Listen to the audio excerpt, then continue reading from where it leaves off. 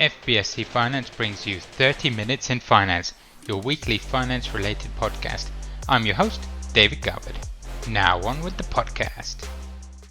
My name's Steve Beck. I'm a commercial finance consultant at Empire Finance. So Empire Finance is a team of 16 consultants around the UK, and we all work together to help our clients, and that will involve business owners, businesses themselves, property owners, developers, and generally we help clients that are either disenfranchised by their banks. Their bank hasn't got an appetite to lend, they don't have a contact at their bank, so we can bridge that gap for all those people to help them find the suitable solution. In terms of your day-to-day job, Stephen, what would you say is your sort of most, is there a typical deal that you sort of specialize in or anything of that nature? Okay, so I deal with a real range of requirements for clients. So it could be commercial property, it could be semi-commercial property, so you know typical sort of flats above retail premises, but it also might be a development, or it might be a type of bridging finance. So it's very varied what I deal with and my colleagues deal with. But I suppose if I'm honest, a lot of it is property driven to some extent, whether it be owner occupied or investor or development. Okay, and do you get involved with any regulated lending, as in sort of main residences or anything, or is it all commercial? No, we don't we don't do any regulated borrowing. We're very much set up to do unregulated commercial lending across the organisation. Okay, is Empire regulated in itself or not? Yeah, so Empire is regulated by the FCA, and that's obviously that we all the consultants work underneath that framework. We have a compliance team in our head office, and just as if you were going to approach your own bank or your existing lender, we do everything by the letter of the law. Okay, perfect. And are you all sort of self-employed under that banner? At the moment, Empire is structured as a team of 16 consultants. We're all self-employed. We don't get paid a salary. We all have our own clients, and we all have our own companies underneath Empire. Empire provides us the framework which we can work within, and we work together within. By having Empire, behind us, we have our compliance is absolutely, A1. That's looked after very, very well. Marketing, all the links with the lenders. Empire is in its 9th or 10th year now, so very, very, very well established organisation. How did you actually get into this business? Have you always been in finance, or can we sort of roll the clock back a little bit and see how it all started? Yeah, sure. I mean, for myself, I left school at 16. I didn't go to college, university, or what have you. I joined the bank, Lloyd's Bank. I worked for joined in 1987, many moons ago, and I did many different types of roles that just don't exist in banks anymore. In short, I've worked for Lloyd's for well over 30 years, but it was very much doing a number of different roles within retail banking, and then second part of my career in commercial banking, where I was a relationship manager for clients in the area that I work within. Yeah, because that seems to be a very sort of common path, and the sort of jump from being employed to self-employed. How did you make that? Was that something that you would always wanted to do, and why did you make that step? Okay, good question. Thank you. So yeah, having been employed for almost 33 years, I won't beat around the bush. It's quite a scary thought initially. You think, right, okay, I'm going to go to be self-employed for being employed. But the reason why I did it was because, having built up over those years a really good network of contacts, professional contacts and contacts with business clients, I felt this was the right way to go, and still do, because it gives me more control as to what I do, how I work, and the types of clients that I deal with. Yeah, because it is a challenge one. I think you see a lot of people that are employed, and that safety net of that regular salary is a serious draw. And I know, obviously, from experience that that's the case. And it's sort of making that leap. Was it there any particular sort of moment that you just thought, I've just got to do it, or anything that actually triggered it? Or Well, I took the opportunity of a restructure in the bank, in the part of the bank that I was in at the time, and I thought about it for a little while, and I thought, you know what, now I can go one or two ways here. I can either go to another bank or another lender doing something similar or something a little bit different, but go to another financial organisation as an employee, but perhaps have some of the same frustrations that I had. So, or I could actually just use my network of contacts with having a slightly freer range, shall we say, um, and being able to generate quality business myself. yeah, and was that the sort of the push? Was that part of like a VR, a voluntary Yeah, redundancy sort of scheme that was going on, or yeah, that helped sort of financially give you that little absolutely. leg up? Yeah, absolutely. In all honesty, probably if I didn't have the degree of comfort of a package behind me, that was probably a big sort of trigger in my decision. Yeah, Because what you've got to be prepared to do is to gradually, build your client base, build your pipeline. You're not starting from ground zero, but if you get my drift, you're going from doing one thing to another thing, and it's not going to happen overnight. yeah. Every overnight success takes years, as they say. So I think Absolutely. that's the way it goes. And in terms of getting started, did you join straight up with Empire, or did you start your own thing initially? No, so early doors, like I'm sure many people would, I had sort of coffee meetings whilst we still could, because we were sort of pre-COVID, just before pre-COVID days. So I reached out to my network, and fairly quickly, I had an opportunity to join the team at Empire. I really liked the sound of it. I liked the setup, and probably within a few weeks, I'd made my mind up in terms of what I was going to do. Let's say, how long ago did you actually join Empire?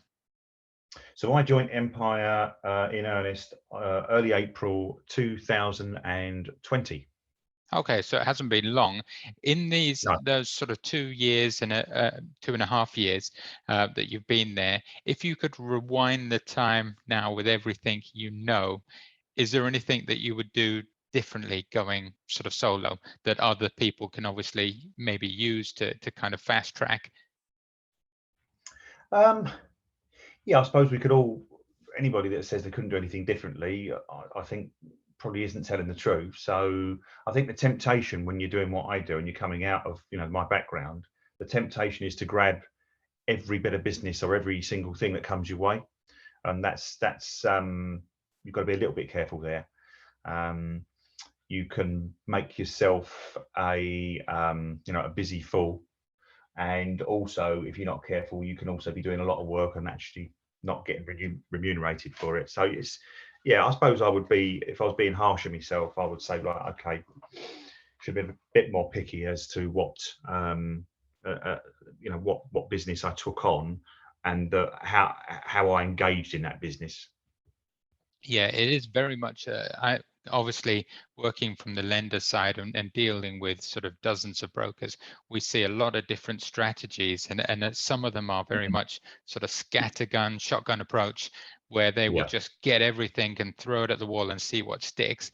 And then yeah. others are very sort of deep into particular clients, working like as a partner essentially with them. And where would you see yourself? Are you sort of somewhere in the between, um, or a mix? Yeah, I would excuse me. I would say I was probably somewhere in the middle there. I like to take hands-on consultative approach as much as I can if the client wants me to. So I certainly wouldn't say that I'm an order taker as such. So if a client approaches me and says, "Look, I want this," or they even name a product. Sometimes, "I want to do this. This is what I want." It's not always what they need actually. So I do try and take the approach, as I'm sure my colleagues do, that let's have a look at things in the round. Let's look at the overall situation, why they want to do what they're asking me to do, what's the implications of that, what happens if they can't do it, have they got a plan B. So we'll open the conversation out so that we've just explored all avenues. Yeah, because I know from experience, obviously, we've worked on a couple of cases together, and I know very recently you've done a deal that many probably would have deemed impossible, or very, very challenging, and obviously sort of stuck with the client for a long time. Without sort of going into too much detail, are you able to sort of give us a brief overview of that particular deal, in terms of how long it took and sort of the steps you had to take, and how far you actually went to help this particular client? Okay, so I'll try and keep it as brief as I possibly can. But this was a client that was introduced to me. They had if you like, a business, or an early sort of fledgling business, which only just been trading a matter of months, really, if that. And so what it was, a property on 12 acres, includes a big farmhouse and some outbuildings, and within those 12 acres, there was a lot of open land, a meadow with a stream going through it. Very, very nice scenic location. And on 2 acres of that land, the client was operating a business there, which was a natural burial ground, which, I'll be honest, I haven't come across before and dealt with before. So that Yeah. and the client had a requirement to pay for some costs that were necessary for planning purposes. So a high street bank, for instance, would not have been able to support that request because there was no existing business really to hang their hat on. Yeah, it was a very speculative sort of deal. Yeah. And then obviously going from that, I believe from memory, obviously, the deal went on to a bridge that got funded. And obviously, as things do, and with the difficult times that everybody went through, obviously things didn't quite go to plan. And then, yeah, jump in from there. Yeah, well, but basically, so the initial bridge matured, and the lender that was dealing with the client agreed to extend it by a 6-month period, which bought the client a bit more time to get the business in a place where we could refinance long term. Certainly, that was the plan. But as you alluded to, things didn't go the client's way for a number of reasons. COVID, the dreaded C word, really sort of got in the way still, for a number of reasons, and the business just didn't go in the sort of direction that it was first hoped, or certainly as quickly as hoped. Plus, the client had a few sort of health issues of her own as well, which was not very helpful. Yeah, it got to the end in the summer, got to the end of the maturity period, and things got quite stressful as far as the client's concerned, in terms of the lender had a second charge over the property, and obviously needed to get that paid back as soon as possible. Yeah, and obviously, we wouldn't be discussing it if it didn't all turn out right at the end. And obviously, you stepped in, and yeah, like I said at the start, I thought it was a very difficult one to sort out, but obviously, you managed to do it, and that's Yeah. why you have somebody like yourself, obviously, to sort of step in. A lot of lenders, a lot of possible sort of outcomes, and even if it isn't exactly what the client initially wanted, as you alluded to, you can sort of mold it into something that works for everybody. And I think that takes obviously a lot of experience, and that's why, you know, we always say that a lot of people ask us, oh, you know, why do brokers get paid so much, or the fees? And it's for that very reason. In terms of the fee structure and everything, obviously, talking of the lender that's you just paid back.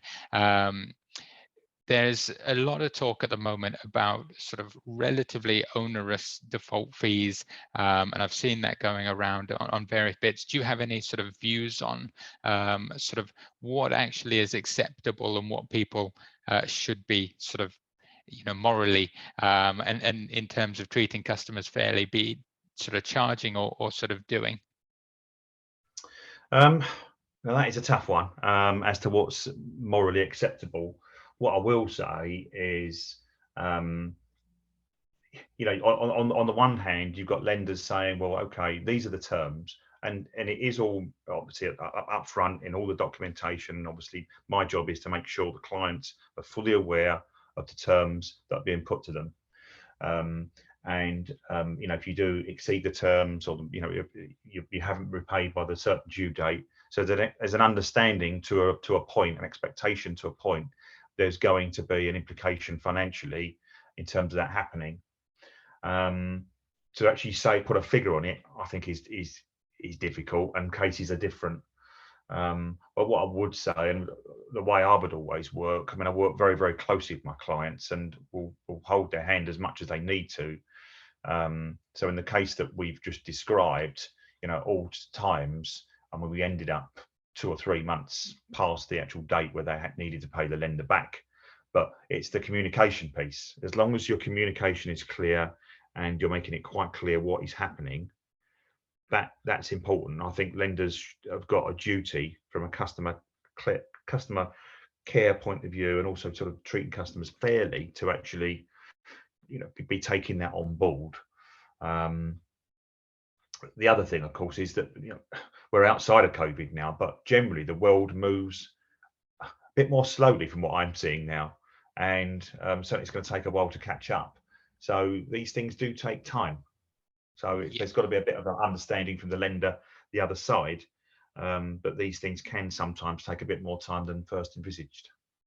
Yeah, no, and I think that deal is a perfect example of sort of just sticking it out and obviously trying to get sort of support the client in the end. There's been a lot of talk as well about the base rate going up, the Bank of England base rate.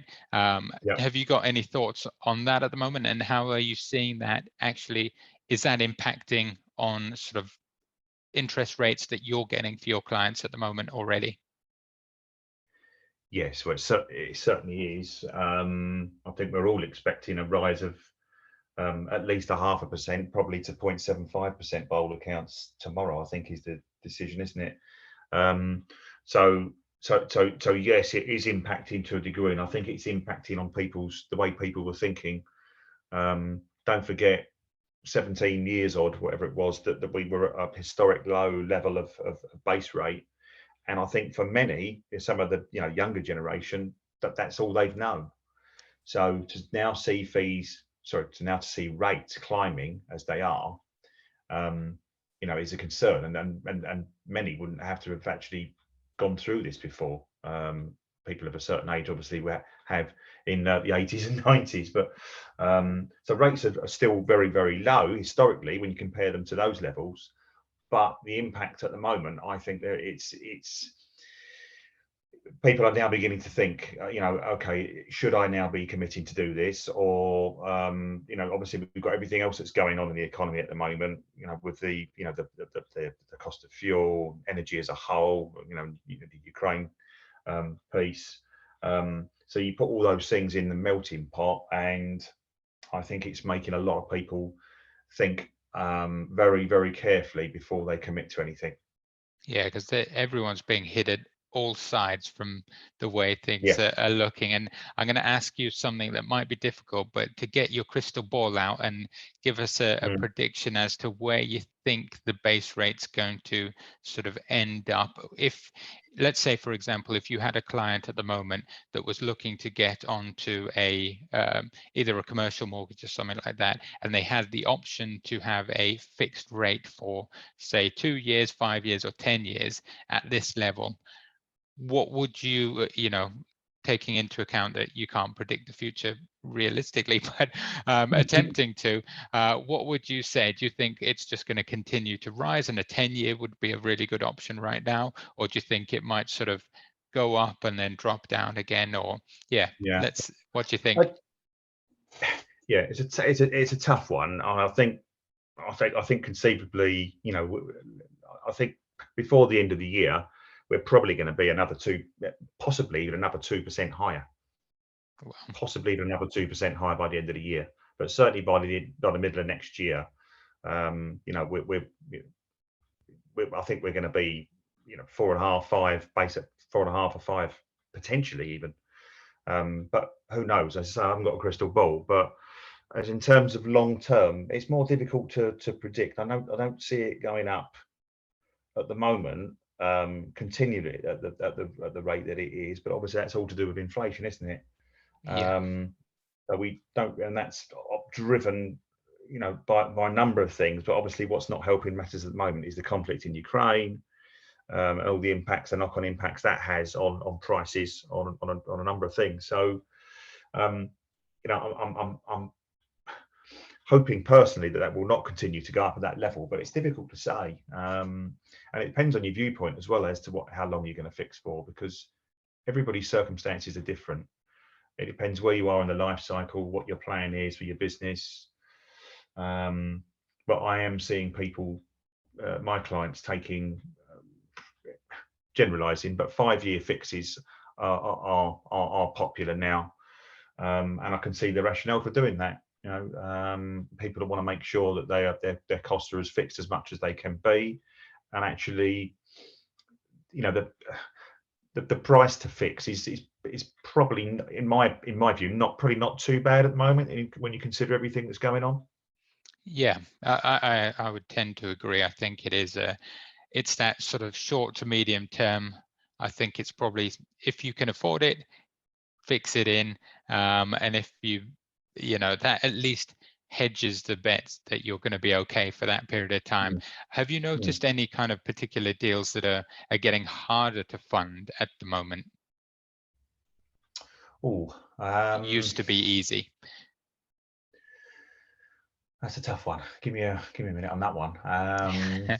One that I've noticed that Yeah. is the below market value deals. They seem to be Okay. getting a little bit Yeah. harder. I don't know if you see many of those. Not a great number, I'll be honest. Not a great number of those. But I mean, generally speaking, if you think, retail property, for instance, I mean, that is still difficult to fund. There's a lot of nervousness about different types of commercial property, and you can understand to a degree. I mean, the high street obviously is incredibly, incredibly stringent in terms of what they want to see, particularly in the retail sector. And even offices. If you look at offices, you could think three years or so ago, they'd be quite easy to fund, but they're not so easy these days because of what's gone on in the world in the last 2 or 3 years. Yeah, the working from home is pretty much a sort of a killer on that side Yeah. of things. And I think, let's say somebody was starting a brand new business, very sort of speculative retail business, is Mm. there any hope of actually getting funding to go in and purchase a commercial sort of unit or a retail unit at the moment, or is that like at a fairly high loan to value, or is that incredibly hard nowadays? I think, if you're a new business, I think, that would be incredibly difficult, and you'd need to be reasonably established and, of all due respect, sort of know what you're doing. Have a good background in the part of the retail sector that you're in. I'm not saying it's impossible, but the options are much more limited than they've probably been for quite a long while on that side of things. And obviously, don't forget, before all the other things that we've spoken about the last few years, what's going on in Ukraine and the energy crisis, if you call it that, and COVID, you've got the digital revolution, the high streets, the way the high streets now are going. That all makes it more difficult. And we're probably seeing it already, where to a degree in the high street that I live, you're getting some sort of local, if you like, sort of pop-up shops opening, but you're also getting change of use to residential as well going on. And I think we're going to see more of that.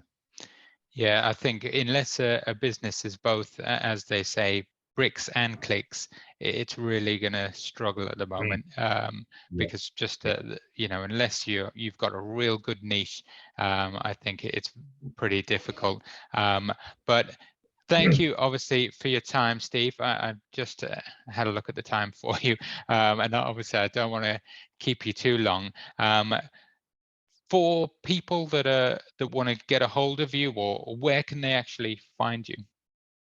Okay, so they can always speak to me on the phone, but basically I'm always happy to have an initial chat with anybody, really. The key thing is, even if it's not me that can help, I will always try to signpost people in the right direction, or give you some ideas that you might want to consider. But always happy to have a chat, either on the phone, on my mobile, via my email address. So yeah, not a problem at all. And obviously things like this, we're having Zoom meetings or Teams meetings or what have you, which is obviously more commonplace. Yeah, perfect. And I'll have all of Steve's information in the description below. So thanks for your time then, Steve. And obviously we'll have to do this again. Okay, thanks, David. Awesome. Cheers, Steve.